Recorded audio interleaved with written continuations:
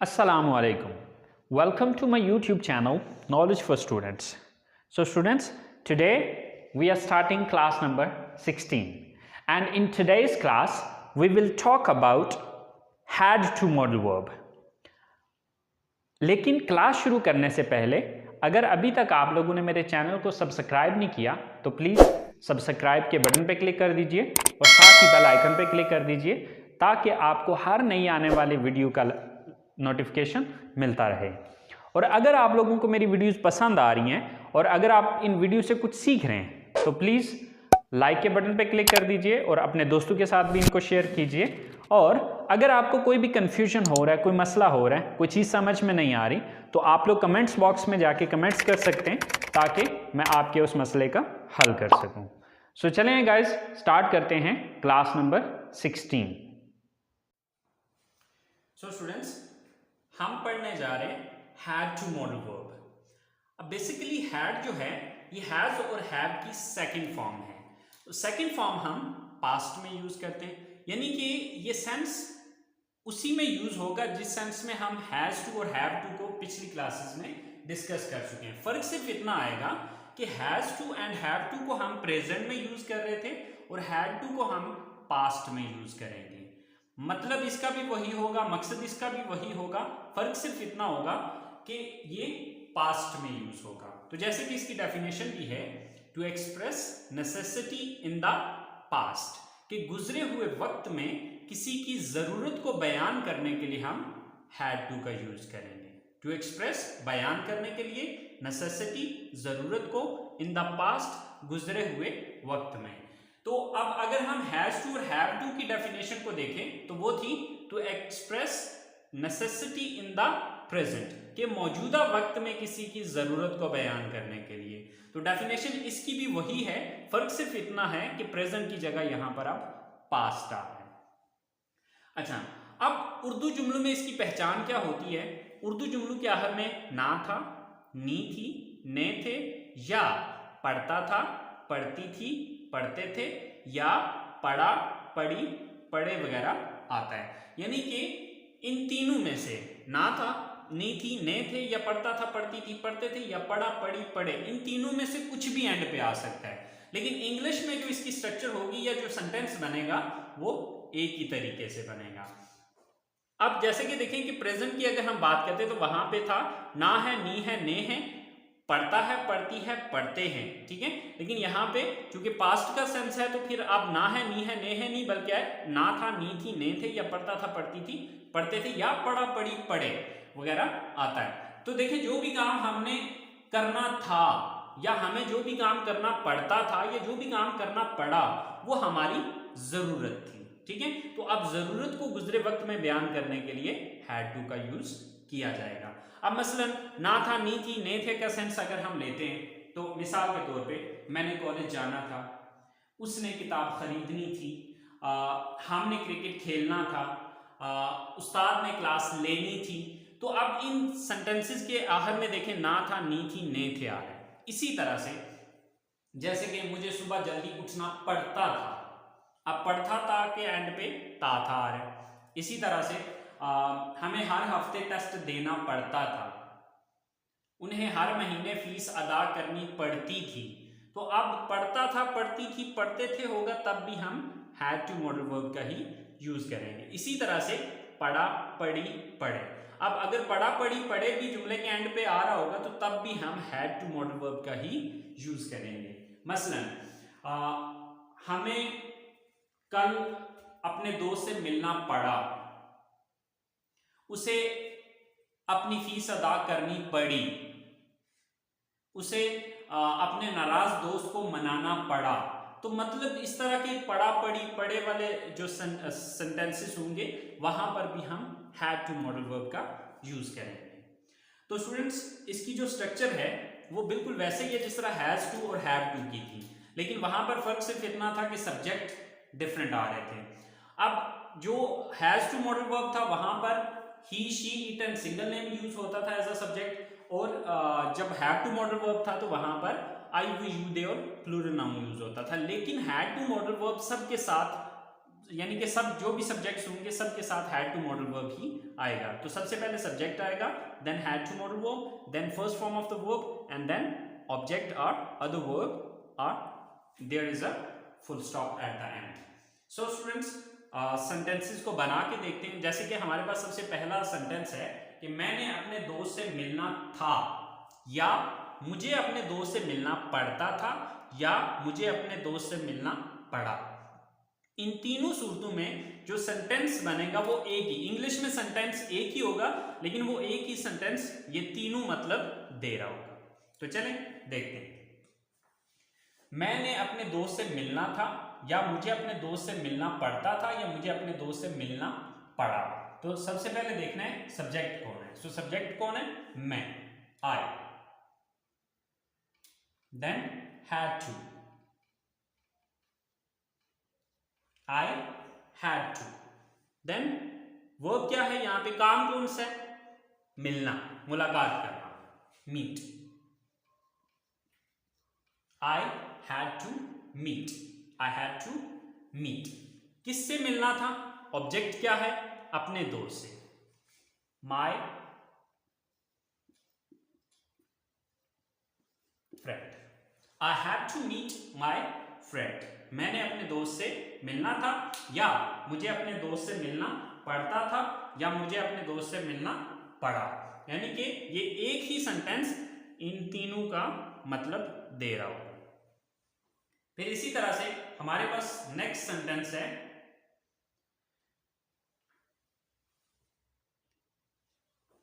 उन्हें सुबह जल्दी उठना था, या उन्हें सुबह जल्दी उठना पड़ता था, या उन्हें सुबह जल्दी उठना पड़ा।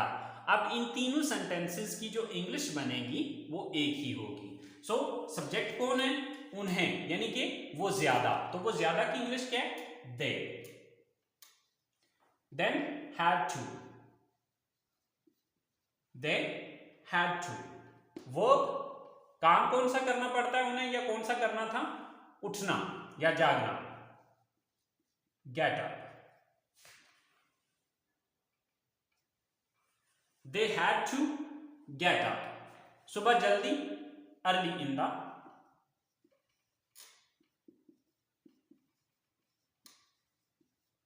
morning। So they had to get up early in the morning। अब यही एक सेंटेंस जो है ये तीनों इंग्लिशेस दे रहा है। उन्हें सुबह जल्दी उठना था, उन्हें सुबह जल्दी उठना पड़ता था, या उन्हें सुबह जल्दी उठना पड़ा। इसी तरह से हमारा लास्ट या तीसरा सेंटेंस है, हमें अपना कोर्स मुकम्मल करना था, या हमें अपना कोर्स मुकम्मल करना पड़ता था, या हमें अपना कोर्स मुकम्मल करना पड़ा। सो सब्जेक्ट कौन है यहाँ पे? हम, यानी कि कोर्स किसको मुकम्मल करना था? हमें। So we, then had to, we had to. Verb क्या है यहाँ पे? मुकम्मल करना, complete. We had to complete। अब क्या मुकम्मल करना था? अपना कोर्स, यानी कि ऑब्जेक्ट क्या है? अपना कोर्स, और course. So we had to complete our course। हमें अपना कोर्स मुकम्मल करना था, या हमें अपना कोर्स मुकम्मल करना पड़ता था, या हमें अपना कोर्स मुकम्मल करना पड़ा। तो स्टूडेंट्स ये तरीकाकार है हमारे पॉजिटिव सेंटेंसेस का। तो अब सेंस इन तीनों में से ना था, नहीं थी, ने थे, पढ़ता था, पढ़ती थी, पढ़ते थे, या पढ़ा, पढ़ी, पढ़े, इनमें से कोई भी सेंस हो सकता है। देखिए मैंने सिर्फ 3 सेंटेंसेस बनाए हैं, अब ये थाउजेंड्स ऑफ सेंटेंसेस जो है वो इससे बनते हैं। तरीकाकार यही है, मेन आपकी ये स्ट्रक्चर है। अगर आप इस स्ट्रक्चर को समझ लेते हैं तो आपके लिए वो थाउजेंड ऑफ स्टेटमेंट्स बनाना कोई प्रॉब्लम नहीं है। हाँ, अब मसला बचेगा पीछे वोकैबुलरी का। तो वोकैबुलरी आप वो डिफरेंट बुक से ले सकते हैं, मुख्तलिफ डिक्शनरीज, आजकल तो मोबाइल फ़ोन में इस तरह की ऐप्स आ गई हैं कि आप उन ऐप से जो है वो वोकैबुलरी ले सकते हैं। इंशाल्लाह मैं भी जल्दी जो है वो वोकैबुलरी की जो है वो लेसन वो भी दूंगा, बट उसके लिए थोड़ा सा शायद वक्त लगे, लेकिन वो भी मैं इंशाल्लाह साथ स्टार्ट करूंगा। बट आपने कोई भी सेंटेंस बनाना है तो आप उसकी जो है वो गूगल में जाके सर्च कर लें उसकी इंग्लिश, या फिर आप डिफरेंट डिक्शनरीज को कंसल्ट करें, वहां से आपको मिल जाएगी। लेकिन मेथड यही रहेगा, जो स्ट्रक्चर रहेगी वो यही रहेगी। ये मेन चीज है आपकी, आपने अंडरस्टैंड करना है इस चीज को। सो आई होप सो आपको पॉजिटिव सेंटेंसेस की समझ आ गई होगी। तो चलें अब बात करते हैं इसके नेगेटिव सेंटेंसेस की। स्टूडेंट्स, नेगेटिव बनाने के लिए अब इसकी स्ट्रक्चर क्या होगी? Subject plus did not plus have to plus first form and then object. अच्छा, अब आपके जहन में एक सवाल आ रहा होगा। वो सवाल ये आ रहा होगा कि सर आपने बताया था कि हम पास्ट में सेकंड फॉर्म यूज करते हैं, तो अब हैव तो फर्स्ट फॉर्म होगी है, तो अब सेकंड फॉर्म यहां पर किधर रही? तो सेकंड फॉर्म यहां पर भी यूज हो रही है, लेकिन सेकंड फॉर्म यहां पर डिड आ रही है। ठीक है, तो यहां पर हमने did as a second form use किया है। डिड बेसिकली डू और डज की सेकंड फॉर्म होती है। अब देखिए प्रेजेंट में हम डू नॉट या डज नॉट लगा रहे थे, ठीक है, क्योंकि वो प्रेजेंट था और प्रेजेंट में हम फर्स्ट फॉर्म यूज करते हैं। अब चूंकि हम पास्ट में जा रहे हैं, तो पास्ट में जाने के लिए हमें डू और डज की सेकंड फॉर्म यूज करनी पड़ेगी। अच्छा, अब एक सवाल यहां पर यह भी पैदा होता है कि सर अगर हम यहां पर डू और डज ही रहने देते और इसको हैड टू कर लेते, तो ऐसा नहीं होता। असल में होता यह है कि सेंटेंस के अंदर आने वाला जो पहला वर्ब है, चाहे वो हेल्पिंग वर्ब हो, चाहे वो रियल वर्ब हो, या चाहे वो मॉडल वर्ब हो, ठीक है, जो भी पहला आने वाला वर्ब है, फर्स्ट सेकंड फॉर्म या थर्ड फॉर्म का जो फार्मूला है वो अप्लाई होता है आने वाली जुमले के अंदर आने वाले पहले वर्ब पे। तो अब चूंकि इस जुमले के अंदर अगर हम वर्ब देखें तो वो चाहे हेल्पिंग वर्ब है, तो आने वाला जो भी पहला हेल्पिंग वर्ब है, तो पहला हेल्पिंग वर्ब या पहला वर्ब जो है वो हमारे पास डू और डज आ रहा था। तो डू और डज की सेकंड फॉर्म क्या है? डिड है। तो इसलिए अब यहां पर हमने इसकी सेकंड फॉर्म लगा दी और आगे हमने हैव टू में कन्वर्ट कर दिया। अब इसको हैव टू में कन्वर्ट इसलिए किया क्योंकि एक ही सेंटेंस के अंदर हम दो सेकंड फॉर्म में इकट्ठी यूज नहीं कर सकते, क्योंकि अगर हम यहां पर भी डिड रखते हैं और यहां पर भी हैड कर देते हैं तो क्या होता कि डिड भी सेकंड फॉर्म और हैड भी सेकंड फॉर्म, तो वो जो ग्रामर का एक फॉर्मूला है तो वो गलत हो जाता है। ठीक है, तो अब क्या है कि इसको हमने सेकंड फॉर्म में कन्वर्ट कर दिया और ये आगे हमने इसको फर्स्ट फॉर्म में कन्वर्ट कर दिया। ठीक है, तो अब जो नेगेटिव सेंटेंसेस हैं, नेगेटिव सेंटेंसेस के अंदर हम हैड का यूज नहीं करेंगे। ठीक है, क्यों? क्योंकि इसकी जगह पे हमने सेकंड फॉर्म यूज कर लिया डिड। तो डिड जो है, यानी कि ग्रामर का ये रूल है कि सेकंड फॉर्म जुमले में सिर्फ एक बार यूज हो सकती है। ठीक है, तो जब ऑलरेडी डिड सेकंड फॉर्म आ चुकी है तो फिर ये हैड नहीं आ सकेगा, क्योंकि हैड भी सेकंड फॉर्म है।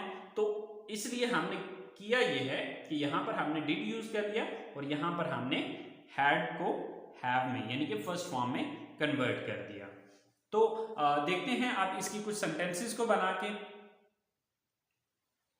सो स्टूडेंट्स, उसने नई किताबें नहीं खरीदनी थी, या उसे नई किताबें नहीं खरीदनी पड़ती थी, या उसे नई किताबें नहीं खरीदनी पड़ी। सो उसने नई किताबें नहीं खरीदनी थी। अब सब्जेक्ट कौन है? उसने, यानी कि वो एक लड़का भी हो सकता है, वो लड़की भी हो सकती है। बहरहाल हम इसको फिर वक्त लड़की ले लेते हैं। सो वो एक लड़की, शी। आगे did not and the shortcut is didn't. जब आप इसको स्पीकिंग में यूज करेंगे तो आप बेशक इसको डिडंट यूज कर लें, दोनों सूरतों में।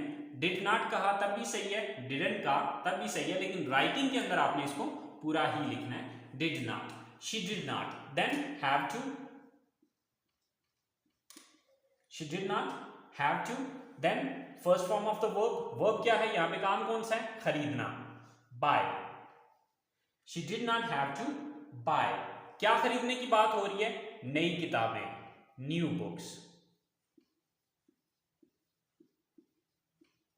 सो she did not have to buy new books. उसने नई किताबें नहीं खरीदनी थी, या उसे नई किताबें नहीं खरीदनी पड़ती थी, या उसे नई किताबें नहीं खरीदनी पड़ी। नेक्स्ट सेंटेंस है हमारे पास, आसिम ने घर नहीं बेचना था, या आसिम को घर नहीं बेचना पड़ता था, या आसिम को घर नहीं बेचना पड़ा। सो सब्जेक्ट कौन है यहां पे? Asim. Then did not, Asim, did not. Then have to, Asim did not have to. आगे वर्ब क्या है यहां पे, बेचना, sell. Asim did not have to sell. क्या बेचने की बात हो रही है, घर. Asim did not have to sell his house. Asim did not have to sell his house. कि आसिम ने अपना घर नहीं बेचना था, या आसिम को घर नहीं बेचना पड़ता था, या आसिम को घर नहीं बेचना पड़ा. इन तीनों सूरतों में सेंटेंस यही बनेगा. हमारा लास्ट सेंटेंस है, रानी ने कपड़े नहीं धोने थे, या रानी को कपड़े नहीं धोने पड़ते थे, या रानी को कपड़े नहीं धोने पड़े. सो सब्जेक्ट कौन है यहां पे, Rani. Then did not, then have to. Rani did not have to. Verb क्या है यहां पे, काम कौन सा करना था उसने, धोना, wash. Rani did not have to wash. क्या धोने की बात हो रही है, कपड़े, the clothes. So Rani did not have to wash the clothes. कि रानी ने कपड़े नहीं धोने थे, या रानी को कपड़े नहीं धोने पड़ते थे, या रानी को कपड़े नहीं धोने पड़े. तो स्टूडेंट्स ये थे इसके नेगेटिव सेंटेंसेस. तो स्टूडेंट्स अगर आपको नेगेटिव समझ आ गए तो मेरा ख्याल है इंट्रोगेटिव सेंटेंसेस बनाना आपके लिए कोई प्रॉब्लम नहीं है. क्यों, क्योंकि इंट्रोगेटिव सेंटेंसेस के लिए मैंने आपको एक रूल बताया था, और वो रूल ये था कि नेगेटिव सेंटेंसेस में जिस लफ्ज के बाद आपने नॉट लगाया उस लफ्ज को उठा के जुमले के शुरू में ले आए तो वो इंट्रोगेटिव बन जाएगा या सवालिया बन जाएगा. तो यहां पर हमने किसके बाद नॉट लगाया था, डिड के बाद. तो इस डिड को उठा के सेंटेंस के शुरू में लगा दें तो ये इंट्रोगेटिव बन जाएगा. तो चले आए देखते हैं इसके interrogatives. So students interrogative sentences बनाने के लिए first of all did, then subject, then have to, then first form of the verb, and then object, and at the end there is a question mark.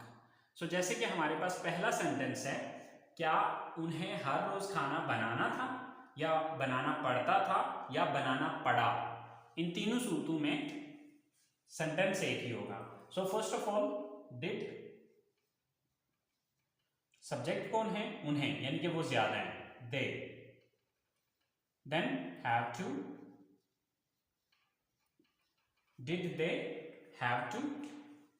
Verb क्या है यहां पे, खाना बनाना, make. इसकी जगह अगर आप कुक भी लगाना चाहें तो आपकी अपनी मर्जी है, दोनों सूरतों में मतलब यही होगा. Did they have to make और cook, क्या बनाने की बात हो रही है, खाना, the food. Did they have to cook और make the food, her rose, daily.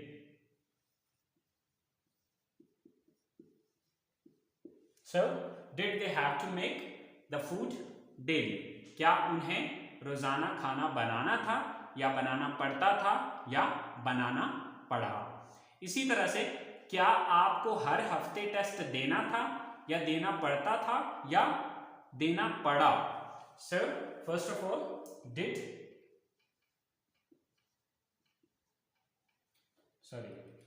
then subject कौन है, आप, you. Then have to. Did you have to? Then verb क्या है यहां पे, टेस्ट देना, give. देना, give, टेस्ट, हर हफ्ते, every week. Did you have to give test every week? क्या आपको हर हफ्ते टेस्ट देना था, या क्या आपको हर हफ्ते टेस्ट देना पड़ता था, या क्या आपको हर हफ्ते टेस्ट देना पड़ा. इसी तरह से हमारा लास्ट सेंटेंस है, उसे क्यों अपना घर छोड़ना था, या उसे क्यों अपना घर छोड़ना पड़ता था, या क्यों उसे घर अपना छोड़ना पड़ा. अब देखिए ये जो सेंटेंस है ये क्वेश्चन वर्ड वाला सेंटेंस है, ठीक है। क्वेश्चन वर्ड जैसे कि आपको मैंने क्वेश्चन वर्ड का तरीकाकार बताया था कि इसी एक इंट्रोगेटिव सेंटेंस के शुरू में आप क्वेश्चन वर्ड लगा दें तो वो इंट्रोगेटिव बन जाएगा। तो अब यहाँ पर क्वेश्चन वर्ड क्या यूज हो रहा है, क्यों। तो क्यों की इंग्लिश क्या होती है, वाई। तो सबसे पहले यहाँ पर वाई यूज होगी, बाकी स्ट्रक्चर आप नेक्स्ट ये यूज होगी, why then did, why did. Then subject कौन है, उसे, यानी कि वो एक लड़का भी हो सकता है, वो एक लड़की भी हो सकती है। तो चले हम फिल वक्त लड़की का यूज कर लेते हैं, she. Why did she, then have to, why did she have to. Verb क्या है यहां पे, छोड़ना, leave. Why did she have to leave, क्या छोड़ने की बात हो रही है, अपना घर, her house. So why did she have to leave her house? कि उसे अपना घर क्यों छोड़ना था, या क्यों छोड़ना पड़ता था, या क्यों छोड़ना पड़ा। तो अब इस तरह के जितने भी सेंटेंसेस हैं स्टूडेंट्स वो इसी तरीके से बनेंगे, बस इन स्ट्रक्चर्स को आप अंडरस्टैंड कर लीजिए। अगर आप इस स्ट्रक्चर को अंडरस्टैंड कर लेते हैं तो स्टूडेंट्स ये कुछ भी नहीं है, बहुत सिंपल है, बहुत इजी है। बस ये है कि आपको इनका एक तो ये पता होना चाहिए कि इन मॉडल वर्ब्स का यूज किस सेंस में होता है और कहाँ कहाँ पे किया जाता है, और दूसरा ये कि आपको स्ट्रक्चर का पता होना चाहिए। तो 1000 ऑफ सेंटेंसेस आप खुद से बना सकते हैं, कोई मसला नहीं है, कोई प्रॉब्लम नहीं है। आई होप सो आपको इंट्रोगेटिव सेंटेंसेस की समझ आ गई होगी कि किस तरह से हमने इंट्रोगेटिव सेंटेंसेस को बनाया है। लेकिन फिर भी अगर आपको कोई छोटा मोटा कन्फ्यूजन रह गया है, कोई बात समझ में नहीं आई, तो गाइस आप लोग कमेंट्स बॉक्स में जाके यार कमेंट्स कर सकते हैं। इंशाल्लाह मैं आप लोगों को जो भी आपका कन्फ्यूजन होगा उसे क्लियर करने की कोशिश करूंगा। सो खत्म करते हैं आज की हमारी क्लास। तो इंशाल्लाह जिंदगी रही तो आप लोगों से अगली क्लास में मुलाकात होगी। सो तब तक के लिए अपना ख्याल रखिएगा। सो अल्लाह हाफिज, अल्लाह निगहबान।